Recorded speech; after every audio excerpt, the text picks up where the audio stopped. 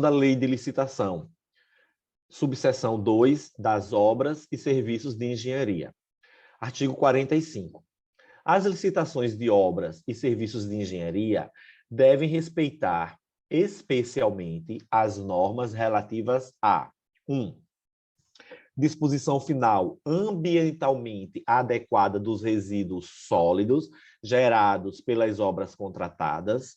2. Mitigação por condicionantes e compensação ambiental, que serão definidas no procedimento de licenciamento ambiental.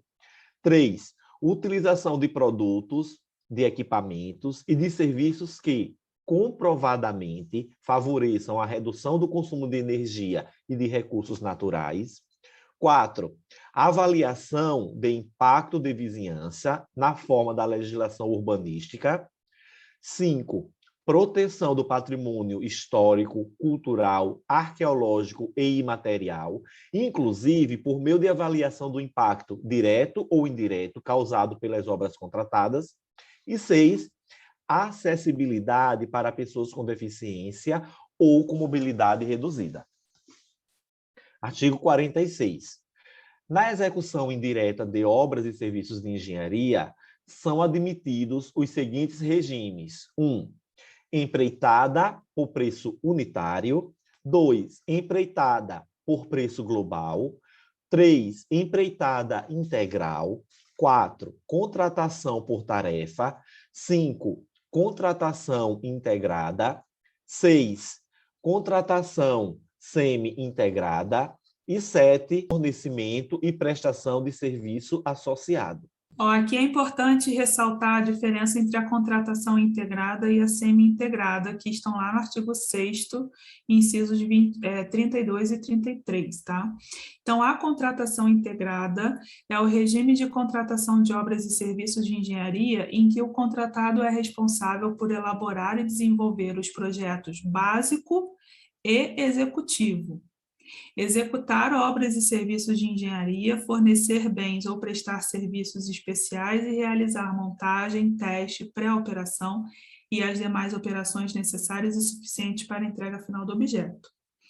Já a contratação semi-integrada, ele é o regime de contratação de obras e serviços de engenharia em que o contratado é responsável por elaborar e desenvolver o projeto executivo, não mais o básico. Tá? Então, semi-integrada é apenas o projeto executivo. Executar obras e serviços de engenharia, fornecer bens ou prestar serviços especiais e realizar montagem, teste, pré-operação e as demais operações necessárias e suficientes para a entrega final do objeto. Pensar, semi-integrada é só o executivo, integrada é básico executivo. Parágrafo 1º. É vedada a realização de obras e serviços de engenharia sem projeto executivo, ressalvada a hipótese prevista no parágrafo 3º do artigo 18 desta lei. E que trata de estudo técnico preliminar para a contratação de obras e serviços comuns de engenharia, se demonstrada a inexistência de prejuízo para a aferição dos padrões de desempenho e qualidade almejados, a especificação do objeto poderá ser realizada apenas em termo de referência ou em projeto básico, dispensada a elaboração de projetos. Então, veja, o projeto executivo, ele sempre estará, e o parágrafo 1º reforça isso. O básico é que pode ser dispensado na contratação semi-integrada. A regra é que o contrato, né, seja efetuado, incluindo o projeto executivo. A exceção de não precisar desse projeto executivo é apenas nessa situação prevista no parágrafo 3º do artigo 18 da lei, ok? Ou seja, quando for ficar demonstrado que não há prejuízo de fazer um projeto básico. Ou melhor, um apanhado, né? Parágrafo 2º. A administração é dispensada da elaboração do projeto básico nos casos de contratação integrada, hipótese em que deverá ser elaborado anteprojeto de acordo com a metodologia definida em ato do órgão competente, observados os requisitos estabelecidos no inciso 24 do artigo 6º desta lei. E traz a definição do anteprojeto, que é uma peça técnica com todos os subsídios necessários à elaboração do projeto básico, que deve conter, no mínimo, os seguintes elementos. E aí tem aqui vários elementos, né? 10 elementos listados, dentre eles, demonstração e justificativa do programa de necessidades, avaliação de demanda, condições de solidez, segurança e durabilidade, prazo de entrega, estética, parâmetros, proposta de concepção de obra e por aí vai. Parágrafo 3º. Na contratação integrada, após a elaboração do projeto básico pelo contratado, o conjunto de desenhos, especificações, memoriais e cronograma físico-financeiro deverá ser submetido à aprovação da administração, que avaliará sua adequação em relação aos parâmetros definidos no edital e conformidade com as normas técnicas, vedadas alterações que reduzam a qualidade ou a vida útil do empreendimento e mantida a responsabilidade integral do contratado pelos riscos associados ao projeto básico.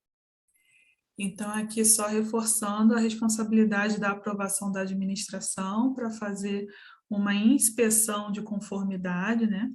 E no parágrafo 2º, chamar a atenção que a contratação integrada é aquela que prevê o projeto básico, mas executivo, sendo que aqui é uma exceção, dizendo que pode dispensar a elaboração de projeto básico, desde que elaborado o anteprojeto, de acordo com a metodologia definida no ato do órgão, ou seja, o próprio órgão pode ter lá suas resoluções, portarias e normativas.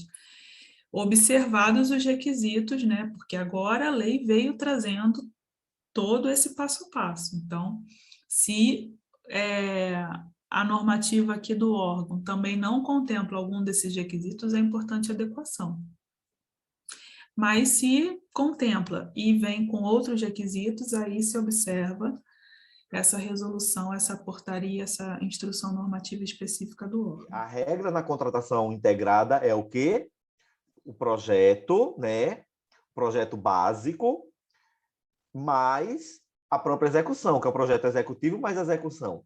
Agora, se a administração, por algum motivo, quiser dispensar a elaboração desse projeto básico, a lei até o permite, porém, desde que estabelecido outros requisitos, como você disse, requisitos estes que podem estar dentro de próprias normativas do órgão da administração. Não é simplesmente ela dizer que vai dispensar porque dispensou, ponto. Parágrafo 4º. Nos regimes de contratação integrada e semi-integrada, o edital e o contrato, sempre que for o caso, deverão prever as providências necessárias para a efetivação de desapropriação autorizada pelo poder público, bem como o responsável por cada fase do procedimento expropriatório. 2, a responsabilidade pelo pagamento das indenizações devidas. 3, a estimativa do valor a ser pago a título de indenização pelos bens expropriados, inclusive de custos correlatos. 4, a distribuição objetiva dos riscos entre as partes, incluído o risco pela diferença entre o custo da desapropriação e a estimativa do valor e pelos eventuais danos e prejuízos ocasionados por atraso na disponibilização dos bens expropriados.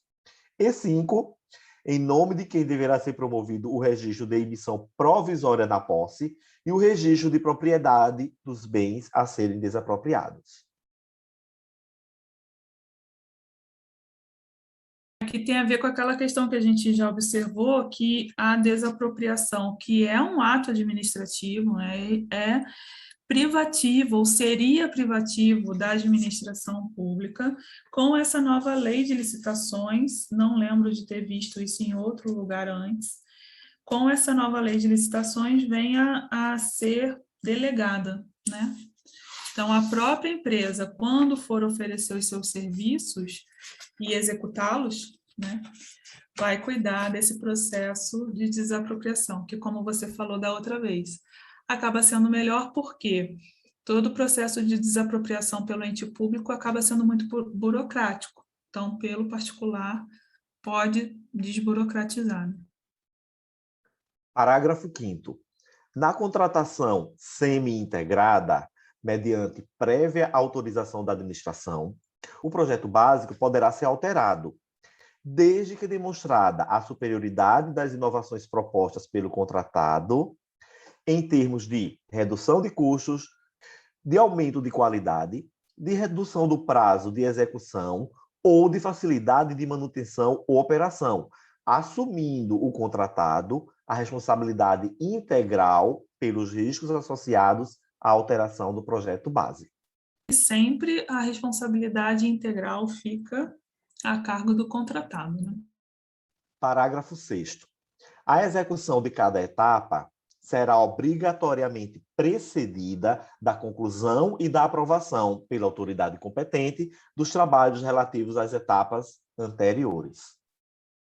Aqui, Maria, é interessante, é só a gente pensar quando a gente fazia o curso de Direito, que tem um pré-requisito, né? Então, para você fazer Direito Individual 2, você tem que passar por Direito Individual 1. É o mesmo raciocínio, ó. Para você fazer a etapa posterior, o pré-requisito é ter concluído a etapa anterior. Isso. Parágrafo 9º. Os regimes de execução a que se referem os incisos 2, 3, 4, 5 e 6 do caput deste artigo serão licitados por preço global e adotarão sistemática de medição e pagamento associada à execução de etapas do cronograma físico-financeiro vinculadas ao cumprimento de metas de resultado, vedada a adoção de sistemática de remuneração orientada por preços unitários ou referenciada pela execução de quantidades de itens unitários. Subseção 3, dos serviços em geral. Artigo 47. As licitações de serviços atenderão aos princípios 1. Da padronização, considerada a compatibilidade de especificações estéticas, técnicas ou de desempenho. 2. Do parcelamento, quando for tecnicamente viável e economicamente vantajoso. Parágrafo 1º. Na aplicação do princípio do parcelamento, deverão ser considerados 1. A responsabilidade técnica. 2. Os custos para a administração de vários contratos frente às vantagens da redução de custos, com divisão do objeto em itens. E 3, o dever de buscar a ampliação da competição e de evitar a concentração de mercado. Então, aqui na outra gravação você estava explicando que parcelamento aqui não é parcelamento de pagamento parcelado, é parcelamento de fornecedores. Parágrafo 2º. Na licitação de serviços de manutenção e assistência técnica, o edital deverá definir o local da realização dos serviços, admitida a exigência de deslocamento do técnico ao local da repartição, ou a exigência de que o contratado tenha unidade de prestação de serviços em distância compatível com as necessidades da administração. Artigo 48. Poderão ser objeto de execução por terceiros as atividades materiais acessórias, instrumentais ou complementares aos assuntos que constituem área de competência legal do órgão ou da entidade, vedado à administração ou aos seus agentes na contratação do serviço terceirizado. 1. Indicar pessoas expressamente nominadas para executar direta ou indiretamente o objeto contratado. 2. Fixar salário inferior ao definido em lei ou em ato normativo a ser pago pelo contratado. 3. Estabelecer vínculo de subordinação com funcionário de empresa prestadora de serviço terceirizado. 4. Definir forma de pagamento mediante exclusivo reembolso de salários pagos. 5. Demandar a funcionário de empresa prestadora de serviço terceirizado a execução de tarefas fora do escopo do objeto da contratação. 6. prever em edital exigências que constituem intervenção indevida da administração na gestão interna do contratado. Parágrafo único. Durante a vigência do contrato, é vedado ao contratado contratar cônjuge, companheiro ou parente em linha reta, colateral ou por afinidade até o 3º grau, de dirigente do órgão ou entidade contratante ou de agente público que desempenhe função na licitação ou atue na fiscalização ou na gestão do contrato, devendo essa proibição constar expressamente do edital de licitação. Isso aqui está me parecendo aquele artigo 71, né, da terceirização. Ô Maria, e olha que coisa interessante, né? Ele veio falar exatamente essa questão da terceirização para evitar essa questão daquela briga por vínculo direto, mesmo sabendo que é com a administração. Mas para evitar, já fica bonitinho a observância dessas regras. Achei bem interessante, né? Tudo que está aqui mostrando tudo que pode vir a ser discutido como um componente de relação empregatícia. Achei bem legal. Artigo 49. A administração poderá, mediante justificativa expressa, contratar mais de uma empresa ou instituição para executar o mesmo serviço, desde que essa contratação não implique perda de economia de escala quando 1. O objeto da contratação puder ser executado de forma concorrente e simultânea por mais de um contratado e a múltipla execução for conveniente para atender à administração. Parágrafo único. Na hipótese prevista no caput deste artigo, a administração deverá manter o controle individualizado da execução do objeto contratual relativamente a cada um dos contratados. É exatamente aquela questão do parcelamento, lembra? Não é o parcelamento do pagamento, é o parcelamento da contratação. Artigo 50.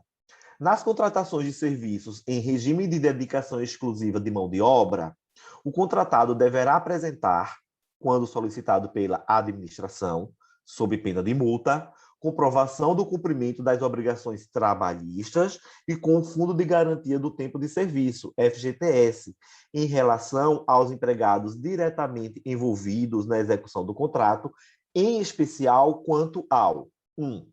Registro de ponto. 2. Recibo de pagamento de salários, adicionais, horas extras, repouso semanal remunerado e 13º salário. 3. Comprovante do depósito do FGTS. 4. Recibo de concessão e pagamento de férias e do respectivo adicional. 5. Recibo de quitação das obrigações trabalhistas e previdenciárias dos empregados dispensados até a data da extinção do contrato. 6.